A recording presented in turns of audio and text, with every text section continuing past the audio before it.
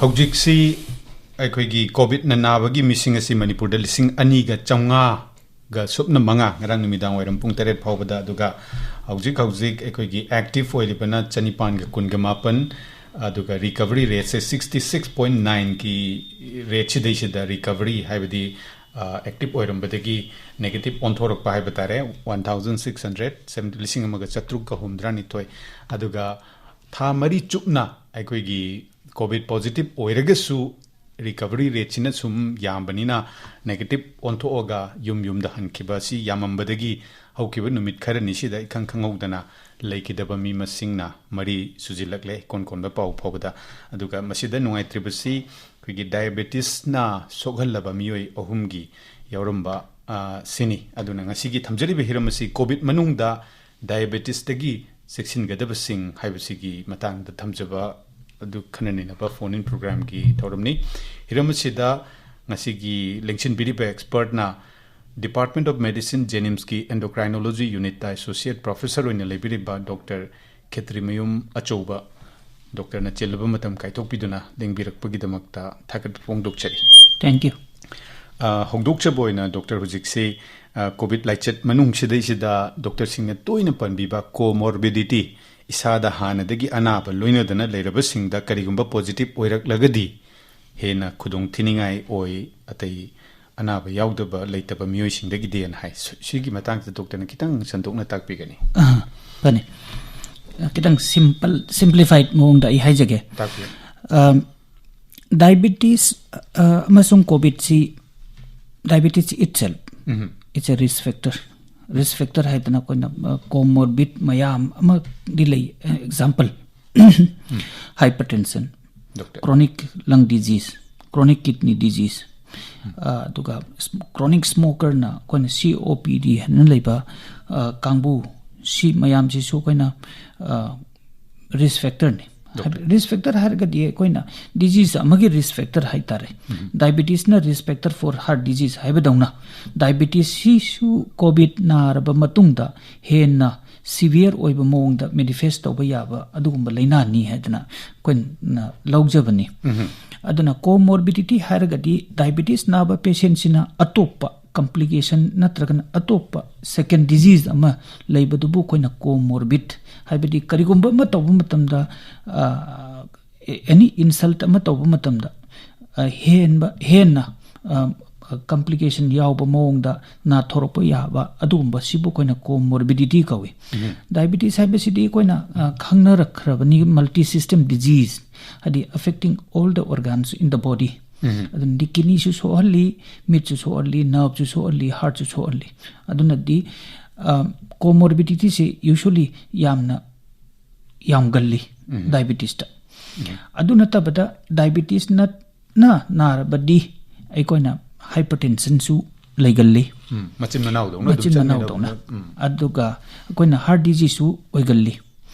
si punamak si comorbidity leirabadi diabetes ta covid na infect tore hana lobiro lawraba matungda koina covid si koina mild moderate and severe hedna categorization khra tawri doctor ada mild haibasidi koina mayamna infected tawre aduga matam khra lerakanda isolation da quarantine lerakanda kano da pharaga discharge tawre haibaduni without much treatment observation moderate haibasina koi hospitalized tawraga some treatment pirakanda pharakpa adagi more severe hana ICU setup the treatment tawgadaba koina ARDS haidana acute respiratory syndrome disease distress syndrome se Europe kangbu yam ventilator ka darkar lerak pasina koina very severe ICU setup the treatment tawgadaba duni and diabetes ta itself sina kamai tawge habu infect tawrabadi doctor mild oina leibagi mahutta moderate oina leiba yaba moderate oina lerakana adi transition from moderate to severe gi chance hena wangi hadana koina study mayama observe so far the observational studies ngakdani hana randomized oina tawba control trial makti natte hadi Wuhan province maktagi Guangdong China gi province gi koi loin phangre hadi mi yangkhaini thoi leiba ICU service ta mi non survivors hai batare non survivors hadi leikidaba makoi 32 yauki 32 यावबगी मरकता diabetes न contribute तोरंबसे 22 to 25% हाइदी diabetes न मरम नारंबा comorbid ओइना लेरंबा condition दगी लेखिदबा नि सिदगी ने कोन extrapolate तोर अकांदा diabetes is a chronic disease aduga haidi severity rom da hen lakpa yaba condition ni haina koina assign tawkidna mayam de aware oina piri information mayam se hoi hoi ahan ba phone call am ta doctor lokachege phani hoi takpiyo hello manipur ni hello hangbiyo wahang hangbiyo ming lefam haibiraga line se muktang ga redial to birak patare हाइबदी अखोइना clear ओइना सोमगी वाफम सिंगि ताबा फंगद्रबा अमुक्तंग गा रिडायल तोबियो अखोइगी सेम नंबर से देइसदा नसिगी सिजन नजरिबसी 24500098 नंबर सिनी अदुगा हुजिकी कोविड मतम से देइसदा डायबिटीज की अनाबा मायोकनरिबा ब्लड शुगर वांगबा मयामसी अखोइगी डॉक्टर सिंगसी हुजिकी हानेगी नॉर्मल मतम ददी युम युम दंग हाक चचरगा डॉक्टर सिंग जुदैदा ताथोक तासिनगी सर्विस फंगजरमी खरमखैदी हॉस्पिटल सिंगी डायबिटिक क्लिनिक नत्रगा ते मेडिसिन वार्ड चलगा खंगई डॉक्टर सिंग ताना जनबगी तांजा फंगजरमी हुजिकसिना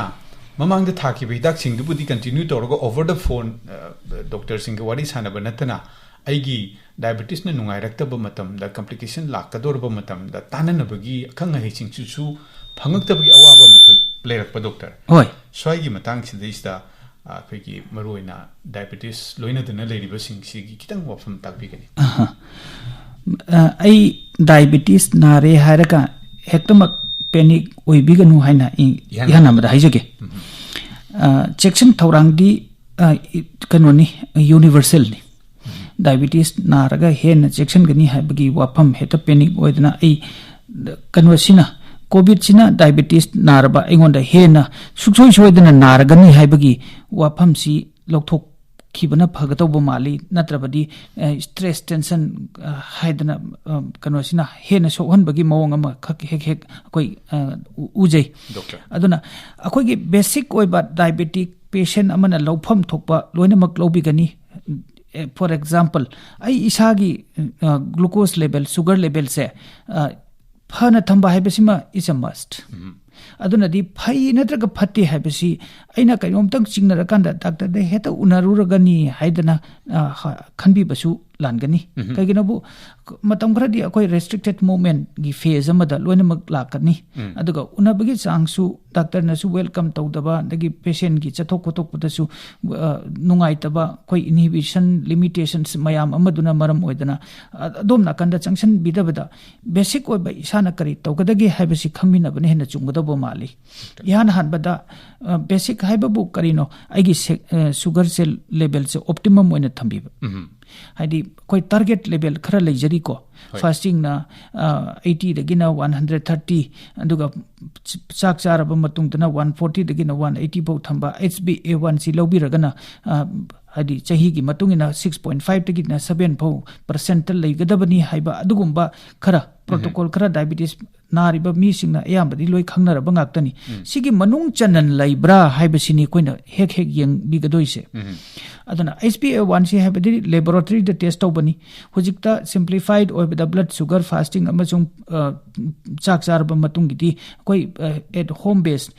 फार्मेसी दगी लेरगा दुम इचम साना यंगजबा याबा होय फिंगर प्रिक तौरगा को ग्लूकोमीटर अमना अदुम खंगबिबा याबनी अदना आउट ऑफ रेंज लैबा कांगबुनदी हानगी कनोसे करी दै इन तौर इबनो हाइदना अकोइना खनबिबगी नॉलेज दि अयामबने लोइ लैनबा गाक्तनी अदना हेना चासलुबगेरा हेना सिडेंटरी ओइरबगेरा मूवमेंट am restrict tौबखिबगेरा स्ट्रेस लेवल से अदुकी मटिक वांगबगी थोहलकपरा हाइबसी अकोइना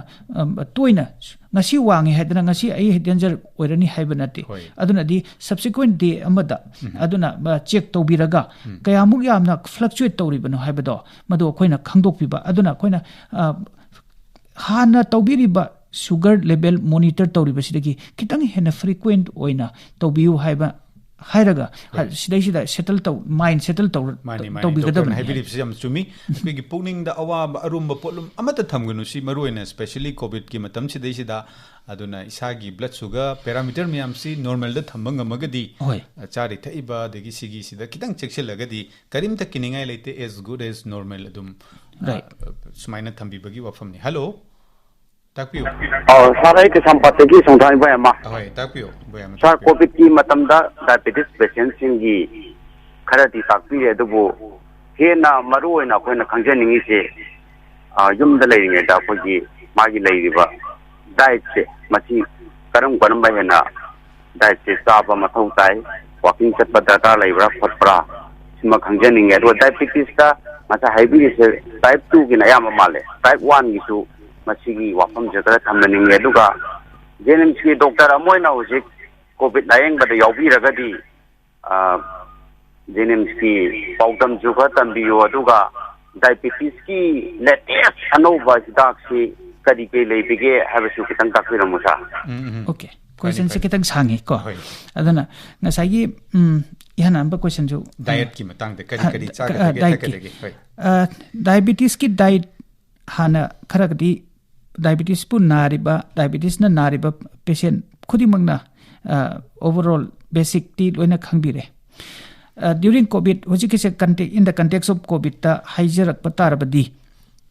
diabetes na naba patient khudimak hanagi basic dietary regime in bigani plus some supplements haijaptare diabetes is already an immune deficient state ni hane launari kaiginabu diabetic immunopathy have a non factor the immunopathy had kind of defense mechanism se kara sontha bahai tare kariginabu sugar laiba mida akoigi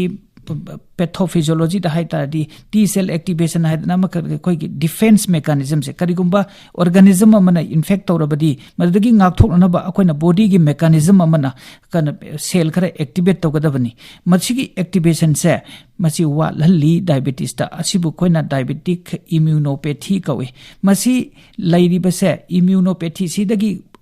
overcome tawna ba haidana akoina immune booster haibatare sidai sida akoina nutrients kharadi darkar lai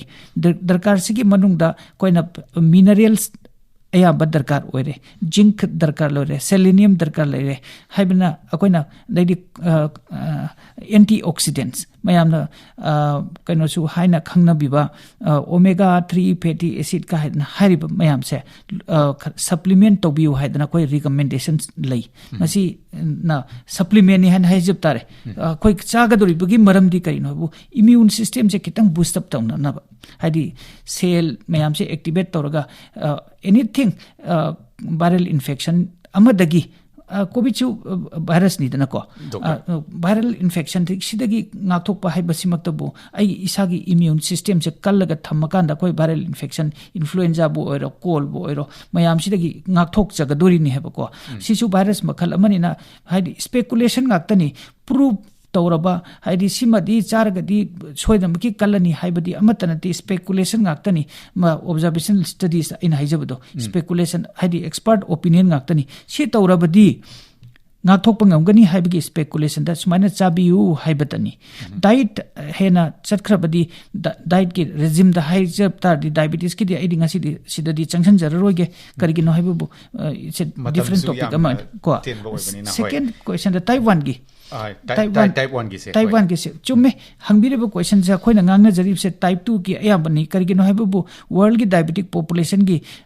major chunk haijab tar more than 90% se khoina type 2 na oibanina type 2 rom da hekta chatki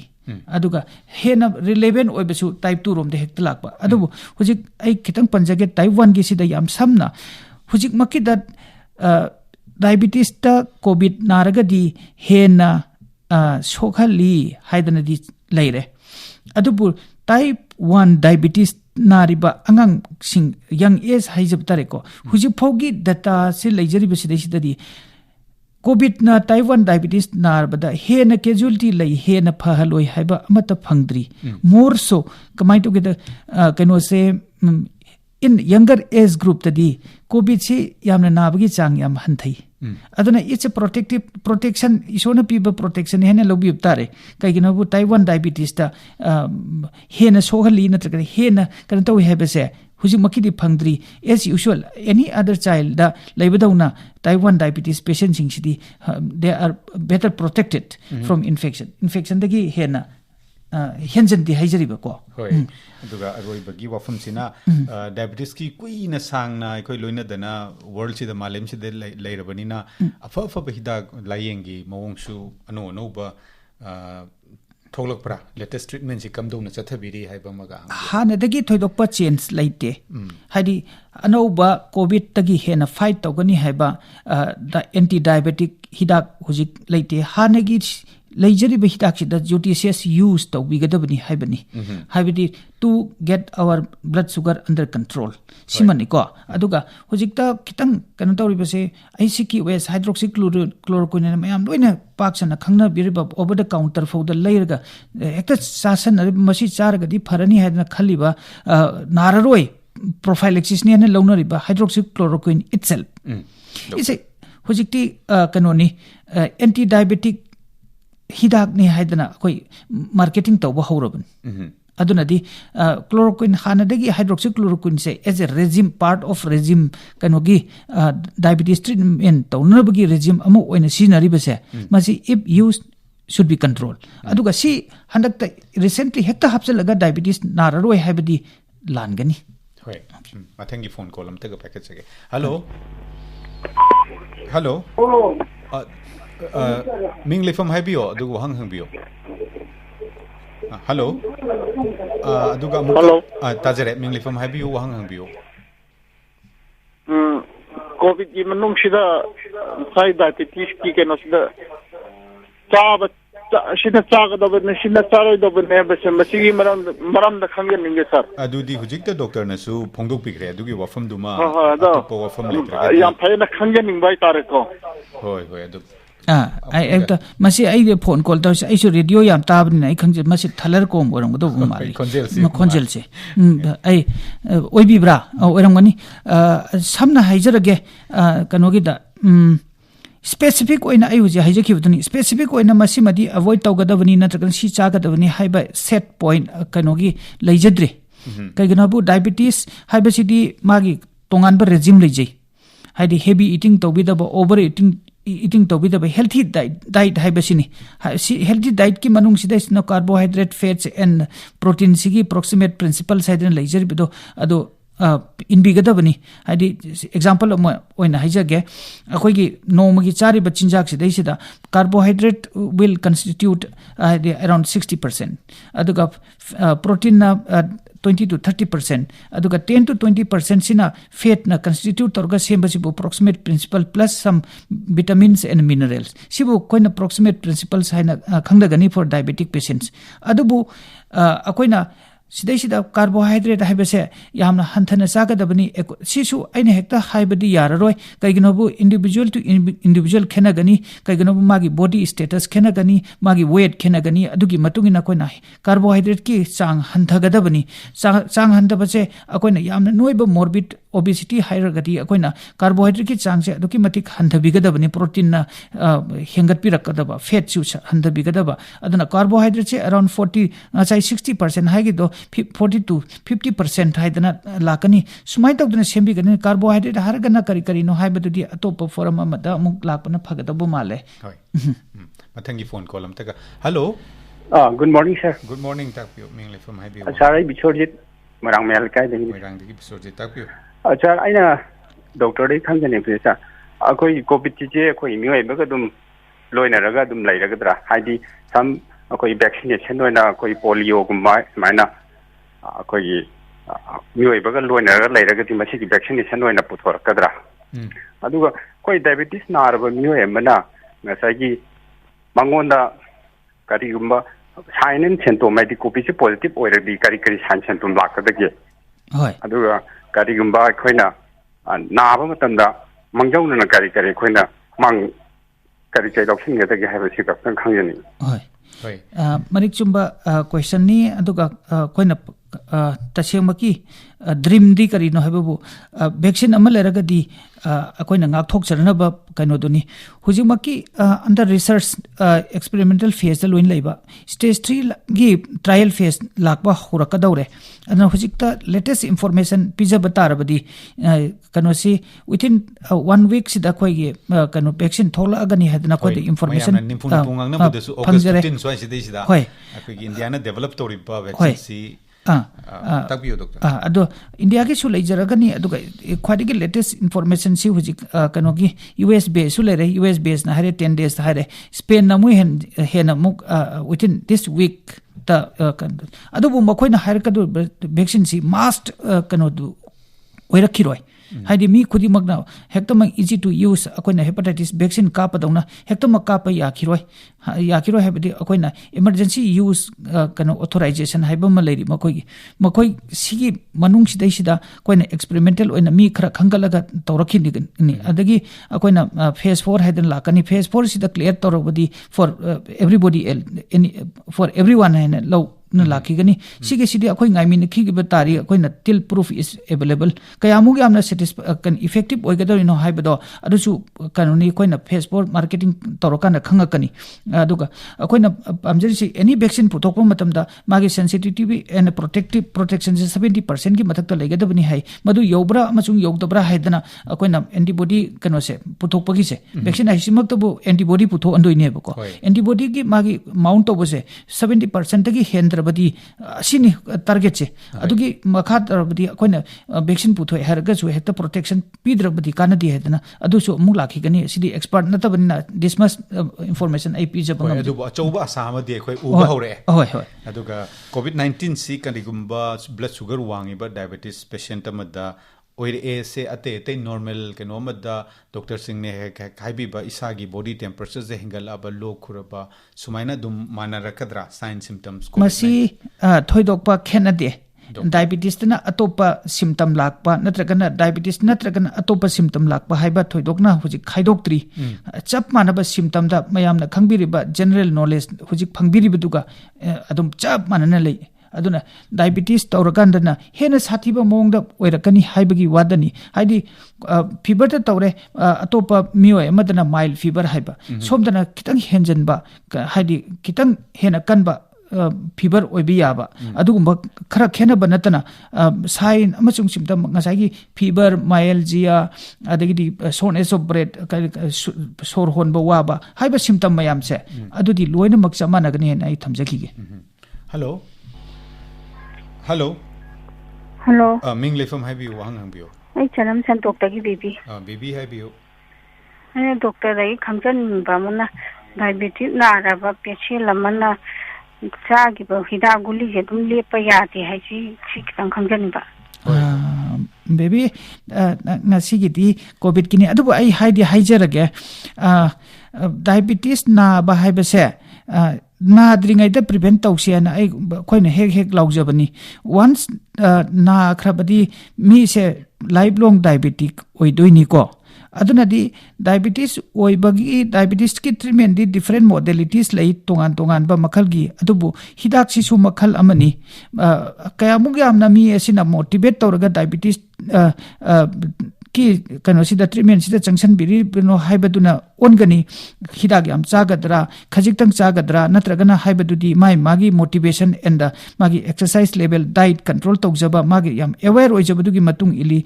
adubu diabetes type 2 diabetes se haibese once laikhraba matung da di diabetes adum oirani maning di hala roi aduna ne chari ba hidak chidi ama huji chari ba guli du adum chagani haibadi nate atopa makhal orasu khida kharadi adum loinaragani haina adum lobiro haidi guli bo oiro natragani insulin bo oiro adudi adum su darkar leragani darkar oibigi changse chahi yamsal ebe matungina hen yamsalakani hoi degi amuk doctor siksi diabetes patient singsi deisida blood sugar wangba singsi deisida covid-19 se positive oisal ena khalak ase ada sidai treatment se covid-19 gi treatment amaga diabetes ki masagi hana gi treatment amasu dum leijari bani do ani ji ki chamina bagi mong do kitang hoi chum ai smaina highlight tawjage diabetes ki treatment da koi regime khra lejai oral hypoglycemic agent guli chabase sigi maraksida guli khara mail oiba kangbu dadi hanagi siga chap manana adum chathabigadabani mail oiba sidi adom digi definition da junction jaroragi ko severe oiba group se they are sida karino haibu severe masung kano very severe haiba group sidi kaigino diabetes ki complication acute complication yang wange haidi diabetes ki ketoacidosis haiba malai natragana hyperosmolar hyperglycemic syndrome haibum sulai makoi se acute complication ngakta ni haibadi akoina ICU management darkar oiraba somna kangi transition se yang wangna leiba kambuni aduna this in such situation da hida kharadi hana chalamiba regime tu dagi kharadi withhold tawgani haibadi example metformin haibasi sumba condition di soidam ki lepi ragadabani adugi matungda koina SGLT2 inhibitors haidana lay adusu lepi gadabani thiazolidine haidana amakhak lay makoisu reported that they should be stopped also aduga insulin khwadigi phabar regime di sumba condition di insulin therapy haibasi insulin ka pa haibasi di soidana maki chatharagani asomda kan hongdok piro haidana khoida instruction ama guideline num pibiri hoi aduga matam si yamna dikhana janing bani du matam ji jara jara change laktana loisalam dai sida sida doctor hujik si covid ki thengnari ngai matam sida sida diabetes leiba miyoi singchina kamdona hakchang phana legedege covid si su fight tawdaba yade koi covid si overcome tawdaba yade bani adana doctor singna su toina panbiba diabetes lying the medicine diet exercise duga isagi blood sugar khangdokpa siga si loina tuna haibiraga amtang takpi chume laina khudimaki end point amam laigani laina khudimak se akoi adum hingmina gadorini haibidi even dreaded kwadi na khalamba HIV phauda living with HIV haidana laibasida hujikti living with diabetes haina harambadagi living with diabetes with covid haidana koina phrase amaka hek semaga laksari ko diabetes hanagi kanosida pangpata pakhat kumsi aina haijaningi kargin habu diabetes adum lairani doctor stress level hantha bigadabani koi tamoleni na yam toin haibiba ko ado yam aidi yam nungaijai stress aina aduki matik pakhalaga aigi diabetes te heta phagadaba nati he aduga aina yamna pakhali bam makai ai se covid gi infect tawroidaba nati he general principle and kanosi apply to bi ho yamna santi oina leibi ho aduga diabetes patient amana aina pakhatpagi mahutta aidi si tawgadabani ai hana tawbadagi ai kitang hena frequent oina sugar se monitor tawraga ai kanos level se kadai dano haidana khangdok pi bse masine hena maru oye pakhatna leibagi mahutta aina khanjabadri ko hadi literature also says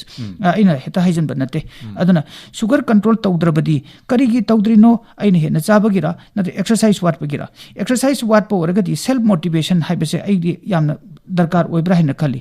matam amadi outdoor exercise ni aduga hujikna lakpidoisina indoor exercise ni masi indoor yungi kan environment sida exercise tawdoini adu sida si haijaraga ai yamna kibiganu haina ai adum haijaningi hoi yamna positive oina isana ngamgani hena khallaga leibdo mental kanu si yamna positive oiba matokte am nungai jere covid manung da diabetes tagi checksin gadaba sing haibasigi matang da Department of Medicine Jenims ki endocrinology unit ta associate professor oina lebiriba Dr. Khetrimayum achobu lengbirakna ofum ke takpi khiba Dr. bu ngamkhi leitana thagachari thank you